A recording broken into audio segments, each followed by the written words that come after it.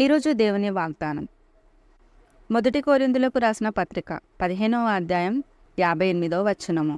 మీ ప్రయాసం ప్రభునందు వ్యర్థము కాదు. హల్లెలూయా. అవును, దేవునిలో మనము గడిపే ప్రతి క్షణము మనకు ఆశీర్వాదము, దీవెనగా మారుతుంది. అది వ్యర్థము కాదు. ఏలియా ప్రతిరోజు ప్రార్థిస్తూ దేవునందు ఆధారపడుతూ విశ్వాసముతో ముందుకు వెళ్ళేవాడు. ఒకరోజు హఠాత్తుగా ఒక చిన్నవాడు చనిపోయాను. అప్పుడు ఏలియా దేవుని శక్తిపైన ఆధారపడి ఆ చిన్నవాడిని లేపని. తను చేసిన ప్రార్థన, దేవునందు విశ్వాసము తనని గొప్పగా దీవించాను. ఆ చనిపోయిన చిన్నవాణ్ణి ఏలియా లేపను.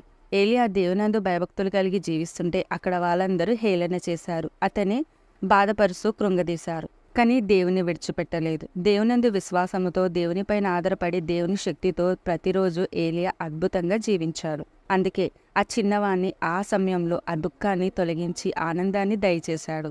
ప్రతి ప్రార్థనకు దేవుడు జవాబిచ్చు దేవుడు.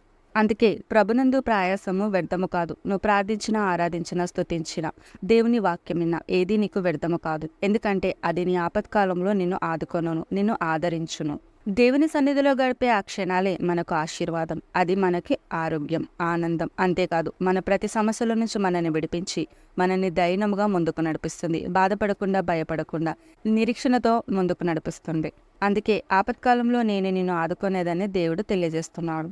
నీ ఆపదలో నేను ఎవరు ఇడిపించలేకుండొచ్చు. అది నీ వల్ల కాకుండొచ్చు, ఎవరి వల్ల కాకుండొచ్చు, కానీ దేవుని వల్ల అవుతుంది. దేవుడు అద్భుతంగా విడిపిస్తాడు. ఆ చనిపోయిన చిన్నవాడిని లేపినట్టుగా మన జీవితంలో అయిపోయినాయని అనుకున్నప్పుడే అప్పుడే దేవుడి కార్యాలు మన జీవితంలో గొప్పగా మొదలు పెడతాడు. దేవునిలో గడపడం వలన మనం గొప్ప విశ్వాసం పొందుకుంటాము. అప్పుడు ప్రతి సమస్యలో మనం విజయం పొందుకుంటాం. కోల్పోయిన ప్రతి ఆశీర్వాదాన్ని పొందుకుంటాము.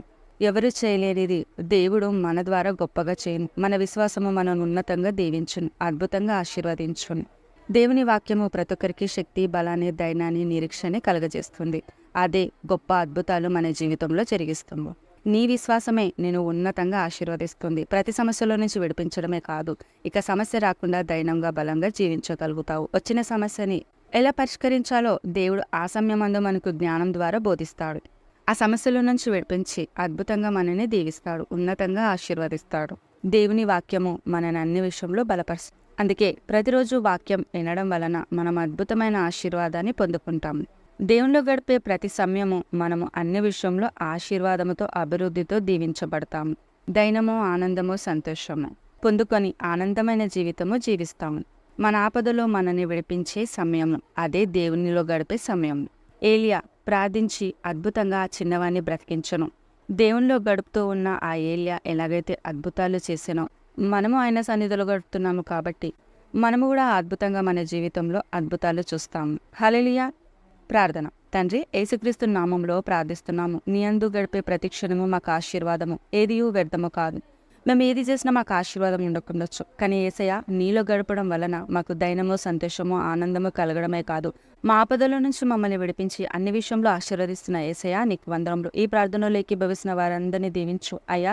వాళ్ళు నీలో గడిపిన ప్రతి క్షణము వారికి ఆశీర్వాదానికి తీసుకెళ్తుంది. అంతేకాదు వారి ఉన్న సమస్యల నుంచి విడిపిస్తుందని ఈరోజు వారితో మాట్లాడినందుకు నీకు వందనములు. ఎవరైతే అనారోగ్యంతో ఉన్నారో యేసయ్య వారిని ముట్టి స్వస్థపరచు. వారి ఉన్న బాధల నుంచి వారిని విడిపించు. వారిలో ఉన్న ఆవేదన నుంచి వారిని విడిపించు. వారిలో ఉన్న దిగుల నుంచి విడిపించి వారిలో ఉన్న భయాన్ని వెళ్ళగొట్టేసి నీ ఆశీర్వాదము, నీ దైనము, నీ బలాన్ని వారికి దయచేయమని, నీ ప్రేమతో వారిని దీవించమని, ప్రతి ఒక్క బిడ్డని సంతోషముతో ఆశీర్వదించిన యేసయ్య నీకే వందనములు చెల్లించుకుంటూ సర్వోన్నతుడైన సర్వశక్తిగల యేసుక్రీస్తు నామంలో ప్రార్థిస్తున్నాము తండ్రి. ఆమేన్. హల్లెలూయా. ఆయనలో గడిపే ప్రతి క్షణము మనకు ఆశీర్వాదము, ఆపత్కాలంలోంచి మనల్ని విడిపిస్తుంది. ఇక ఆయనలో ప్రతిరోజు సంతోషంగా, ఆనందముగా గడుపు. అది నీ ఆశీర్వాదానికి గొప్ప ద్వారము తెరవబడుతుంది. హల్లెలూయా. ఆమేన్.